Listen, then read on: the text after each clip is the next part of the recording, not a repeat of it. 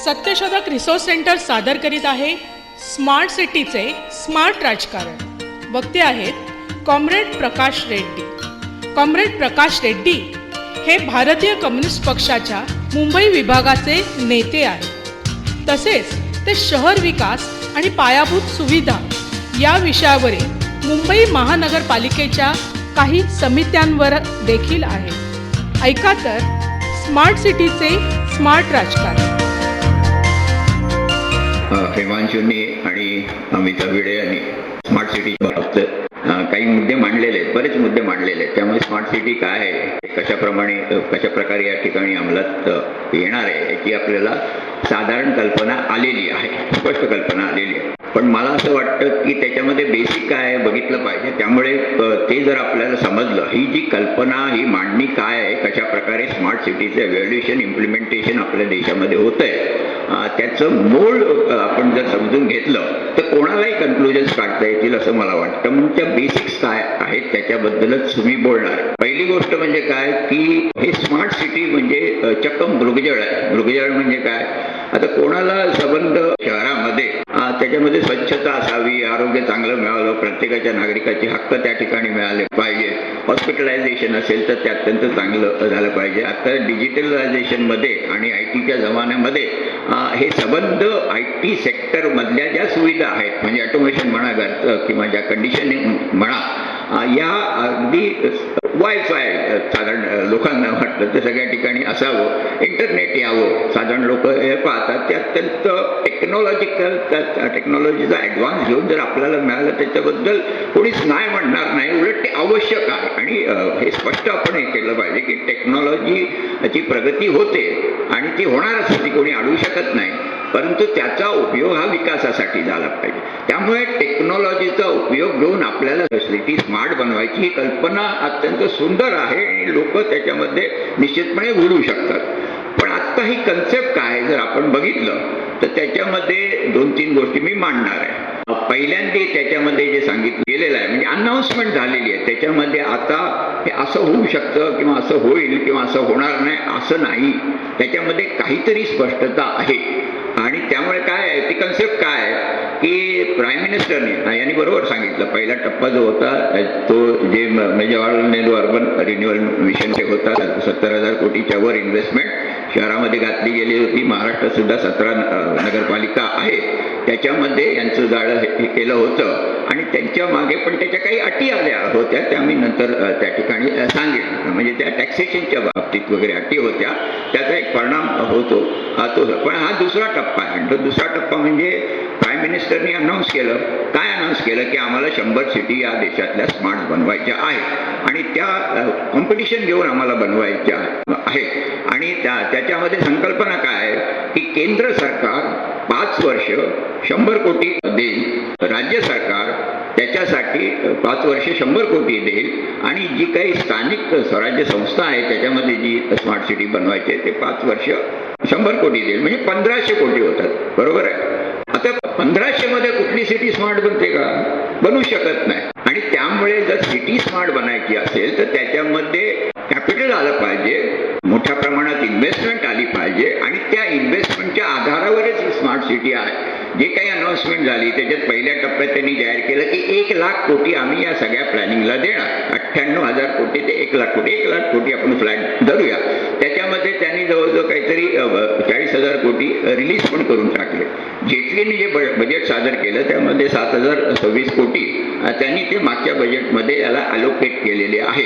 आता याच्यामध्ये 2-3 मुख्य गोष्टी आहेत. एक म्हणजे आपण मुंबईचंच घेऊ ना, काय वाटतं की सगळं शहर स्मार्ट बनणार आहे, पण अख्खं शहर स्मार्ट बनणार आहे का? कोणाची कल्पना होती स्मार्ट सिटी म्हणजे काय, माझं शहर स्मार्ट बनणार आहे. तर त्याच्यामध्ये जे निवडलं गेलं ती एरिया आहे ही लोअर परेल एरिया आहे. आता हे लोअर परेल एरिया निवडताना कुठे आता इथे बोललं जातं आणि मांडलं जातं की लोकशाही प्रक्रिया असेल, इंटरनेटवर कोणी आपण मत दिलं जाईल, शाळा कॉलेजेसमध्ये निबंध वगैरे घेतले जातील, त्यांचे सर्व संबंध मतं घेतली जाईल, ते ऑनलाईन हे केले जातील आणि मग ते ठरवलं जाईल. असं झालं का? असं झालं नाही. लोअर परेल एरिया आधीच ठरवली गेली. आता असं एक सरळ आपल्या समोर एक प्रश्न येतो की मुंबई शहरामध्ये फक्त लोअर परेल एरिया नाही, त्याच्यामध्ये गोवंडी आहे, मानपूर आहे, शिवाजीनगर आहे, चेंबूर आहे, तो संबंध त्या ठिकाणी म्हणजे कुपोषण आहे त्या ठिकाणी. म्हणजे मुलं आपण जर तिकडे गेलो तर ते म्हणजे त्या झोपडपट्ट्यामध्ये पाणी नाही, आरोग्य व्यवस्था कोलमडलेली आहे, रोजगार नाही, अशा संबंध मुंबई शहराच्या प्रचंड 1 कोटी जवळजवळ 23 लाख लोकवस्ती असलेल्या मुंबई शहरामध्ये स्मार्ट सिटी करणं म्हणजे काय फक्त लोअर परेलचं हे करणं, म्हणजे हे सर्वांना घेऊन हा विकास नाही, ही सगळीकडे उदाहरणं होतील. एक ही विषमतेची बेट आहे. शहरातल्या काही त्या ठिकाणी ज्या काही जागा आहेत त्यामागे एक विशिष्ट प्रकारची डेव्हलपमेंट आणायची, विशिष्ट प्रकारचं फायनान्स आणायचं, त्याचं कंट्रोल आणायचं, आणि जी काही इथे मुंबई म्हणजे हे सगळं चालू सगळ्या ठिकाणी हे होणार आहे. जे काही कंट्रोल लोकशाही पद्धतीचं कॉर्पोरेशनचं असतं ते काढून घ्यायचं असं आहे. त्याच्यामध्ये 3 गोष्टी त्यांनी ठरवल्या, त्यांनी मांडलं त्या गोष्टी, पण मी पटापट मांडतो की रेट्रोफिटिंग 500 एकर एक हे घेतलेलं आहे. 500 एकर एरियाचं डेव्हलपमेंट स्मार्ट सिटीच्या नावाने करू शकतो. त्याच्यामध्ये शहरातला मोठा भाग येतो. 500 एकर म्हणजे मोठं आहे. आपण जर बघितलं IIT मला वाटतं ते 55 एकर आहे. IITचं जे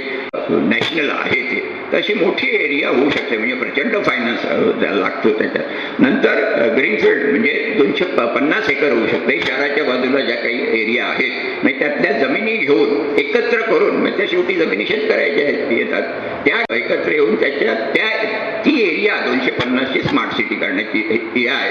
त्याच्यामध्ये तुम्ही जर बघितलं नुसता हा प्रकार नाही, मुंबई दिल्ली कॉरिडॉर जातोय, म्हणजे या देशातली 22% शेतकऱ्यांची जमीन आहे ती हिसकावून घेण्याचा प्रयत्न आहे. स्मार्ट सिटीचं एक तिथे सांगितलं जातं की तुम्हाला ती सिटी असेल या कुठल्या तिथे तुम्हाला जास्ती चालायची पण गरज नाही. रेल्वे लाईन असल्यानंतर 1-2 किलोमीटर अंतरावर तुम्ही चालत जाऊ शकता आणि त्या ठिकाणी असेल स्मार्ट कार्ट असेल, त्या ठिकाणी सगळी व्यवस्था असेल वगैरे. तर हा प्रचंड संबंध जो आहे आणि त्याच्यासाठी काय बनणार आहे त्याच्याकडे मी नंतर येतो. पण 3 भाग आहेत आणि तिसरा 50 एकर जमीन म्हणजे 500 एकर 250 एकर आणि 50 एकर जमीन म्हणजे लिमिटेड एरिया आहे, त्याच्यामध्ये स्मार्ट सिटी करताय. आता हे अधिकार कोणाला, त्याचा उल्लेख त्यांनी केलाय. म्हणजे पहिली गोष्ट गव्हर्नमेंटने काही पैसे अलोकेट केलं, कॉर्पोरेशनने अलोकेट केले, स्टेट गव्हर्नमेंटने अलोकेट केलं, त्याच्यामध्ये चालू शकत नाही आपल्याला स्पष्ट दिसतं. त्याच्यामध्ये जे होते की जो काही आहे त्याच्यामध्ये स्पेशल प्रोजेक्ट व्हेकल SPW हे करणार आणि याच्या थ्रूच अंमलबजावणी होणारे स्टाफ आहे. त्यामुळे कॉर्पोरेशनचा जो अधिकार आहे लोकल बॉडीचा, आपण म्हणतो घटनेमध्ये स्थानिक स्वराज्य संस्था आहेत, गाव पातळीवर लोकशाही गेली पाहिजे आणि गाव पातळीवर कसा विकास झाला ते ठरवलं पाहिजे. परंतु मोठ्या मोठ्या मुंबईसारख्या शहराची सुद्धा लोकशाही प्रक्रिया मारून टाकण्याचा हा प्रकार आहे. कारण स्पेशल प्रोडक्ट व्हेकल जे ठरवणार, आता याच्यामध्ये कोण आहेत ते सुद्धा, त्याच्यामध्ये ज्या काही मोठ्या IT कंपन्या आहेत त्यांच्याबरोबर हा संबंध कोलॅबोरेशनचा व्यवहार होणार. त्याच्यामध्ये IBM आहे, सिस्को आहे, त्याच्यानंतर सिमेन्स आहे, मायक्रोसॉफ्ट आहे, अशा या मुख्य या आहेत, त्यांच्या थ्रू होणार. म्हणजे त्याच्यामध्ये आणि त्यांचं हे कसं चालणार. आता यांनी एक मुद्दा मांडला तो इंटरेस्टिंग आहे, तो आपण बघितला पाहिजे की पुणा कॉर्पोरेशन आणि ते स्पेशल जे व्हेकल आहे त्यांच्यामध्ये रेव्हेन्यू शेअरिंगचा काहीतरी फॉर्म्युला त्यांनी काढलेला आहे, तो म्हणजे बघितलं पाहिजे काय. पण त्याच्यामधलं त्या रेव्हेन्यूचं शेअरिंग होणार, पण ते त्या विभागामध्ये टॅक्स काय असतील हे कोण ठरवणार. म्हणजे या स्पेशल व्हेकलनी काय केलं पाहिजे म्हणजे सांगण्यात येतं की वीज, पाणी, वीज, त्याच्यानंतर या काही गोष्टी आहेत त्या जे वेस्ट वगैरे येतं, त्याच्यानंतर पाणी, वीज, आरोग्य, सॉलिड वेस्ट आणि पब्लिक ट्रान्सपोर्ट याचं जे काही अधिकार असतील ह्या स्पेशल असणार ते महापालिकेला असणार नाही. आणि त्यामुळे त्यातली टॅक्सेशन सिस्टीम काय आहे ते हे ठरवणार आणि त्यामुळे हे जे काही लोकशाही अधिकार आहेत ते नष्ट होणार. आता म्हटलं जातं की त्याच्यामध्ये सरळ आहे की 1 लाख कोटी हे पूर्ण होणार नाही आणि त्यामुळे नंतर होतं आता आम्ही स्मार्ट सिटीचं प्रोजेक्ट सुरू केलेलं आहे, डेव्हलपमेंट चालू झालेली आहे, पैसा अपुरा आहे, सरकारकडे पैसा नाही. बघा हे तर नेहमीच येतं, सरकार त्याच्याकडे मिळतो काय पैसा नाही ते. त्यामुळे आता आपल्याला फॉरेन इन्व्हेस्टमेंट आली पाहिजे, फॉरेन कॅपिटल आलं पाहिजे, त्यामुळे मोठे जॉब्स निर्माण होतील आणि ते कॅपिटल घेतलं पाहिजे. त्यामुळे 4 लाख कोटी म्हणजे 1 लाख कोटीच्या ऐवजी 4 लाख कोटी आणि त्याचा उल्लेख केलेला आहे. तर ते कुठनं येणार, तर ते एशियन डेव्हलपमेंट बँक आहे, त्याच्यामध्ये ज्यामध्ये ब्रिक्स पण आहे, फ्रान्सची बँक आहे, जर्मनी GIZ आहे, त्याच्यानंतर या ज्या सगळ्या आहेत युरोपियन जी काय बँक आहे ते. आता या सगळ्यांचं असल्यानंतर ग्रीसमध्ये काय झालं आपण बघतो की बाकी सगळीकडे कुठलेही म्हणजे जी जवाहरलाल नेहरू मिशन होतं त्याच्यामध्ये सुद्धा वर्ल्ड बँक आणि इंटरनॅशनल मॉनिटरी फंड हे डिक्टेट करत होतं की बाबा तुमचं हे जे काही आहे ट्रान्सपोर्ट, इलेक्ट्रिसिटी चार्ज काय असले पाहिजे, त्याच्यानंतर ट्रान्सपोर्ट म्हणजे बसचं भाडं काय असलं पाहिजे हे डिक्टेट त्यांचं होणार. त्यामुळे या टॅक्सेशनची सिस्टीम ते ठरवणार आणि त्याच्यासाठी इंटरनॅशनल गव्हर्निंग काउन्सिल आहे, त्याच्यानंतर इंडियन गव्हर्निंग काउन्सिल आहे. त्या इंडियन गव्हर्निंग काउन्सिलमध्ये कोण निवडले गेलेत, कोणी निवडले गेलेत, कुठली लोकशाही प्रक्रिया आहे काही माहीत नाही. ते SPW आता ते कॉर्पोरेशनचा संघर्ष नॅचरली होणार ना, इथे काही ठराव झाले आणि त्यांनी मांडलं. असं नाही की पॉलिटिकल पार्टीज अपोज करणार कारण त्यांचे वेस्टेड इंटरेस्ट असणार. आपण शिवसेनेला ओळखतो, राष्ट्रवादीला ओळखतो, त्यांचे वेस्टेड इंटरेस्ट ओळखतो, काँग्रेसला इंटरेस्ट त्यांचे काय ओळखतो. परंतु कॉर्पोरेशन ही स्थानिक स्वराज्य संस्थेची जी काही प्रक्रिया आहे ते राहणार का? त्याचं हे गव्हर्निंग करायला लोअर पर्यंतचे रेट्स त्या ठिकाणी ठरवणार. ते कुठले टॅक्स लावणार? प्रॉपर्टी टॅक्स लावणार त्या ठिकाणी. त्याच्यानंतर ते प्रोफेशनल टॅक्स लावतील, एंटरटेनमेंट टॅक्स लावतील.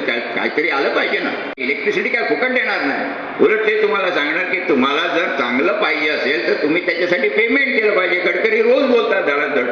त्या गडकरींचं काहीच नसतं, पाणी गडकरींचं हे नसतं, ती जमीन गडकरींची नसते आणि त्यामुळे ते कॅपिटल गडकरी फक्त IRB ला काहीतरी शेअर मिळतो आणि बाकी हिसाब वगैरे त्यांना एंटरटेन करतो.